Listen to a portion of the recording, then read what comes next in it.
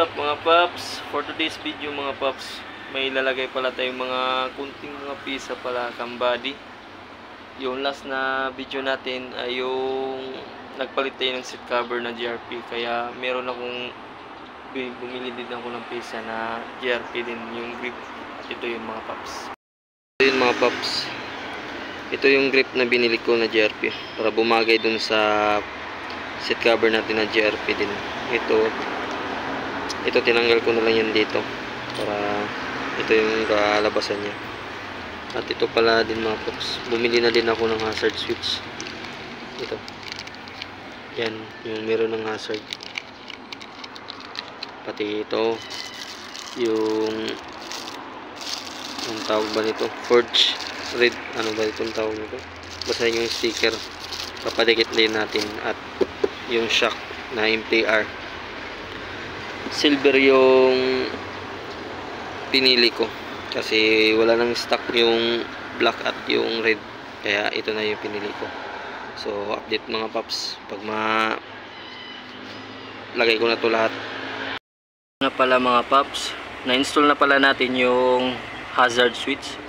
At least hindi lang hassle magwa-wiring, plug and play lang left and right para mag-hazard siya.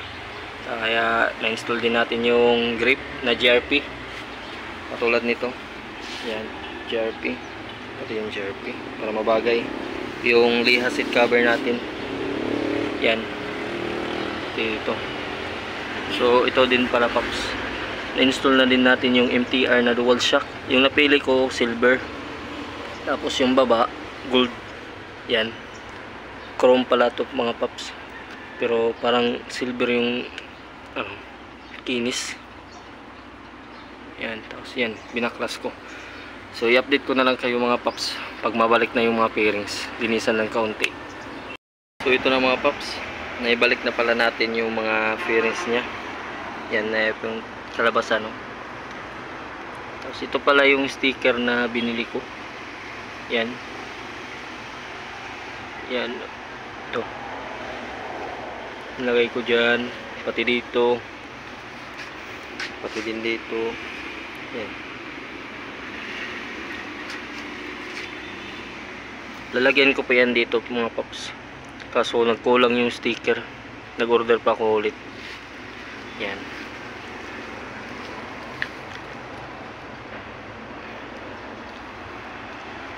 kaya try natin itong montage. Before pala natin i-montage mga paps, sa sunod na project natin, ito yung swing arm, baka palitan natin to ng swing arm. Ang tatak naman ay ganito din, yung MTR. Ito, hindi ko alam kung anong bibili natin, ganitong kulay ba or black, or tignan natin kung +1 or +2 yung bibili natin. Basta sa sunod na project ito, bibili tayo ng swing arm. Kaya sa mga hindi pa nakapag-subscribe dyan, mag-subscribe na kayo para pag nag-upload ako ng bagong video, makikita nyo agad sa mga susunod na video ko i-upload. Kaya mag-subscribe lang kayo mga paps.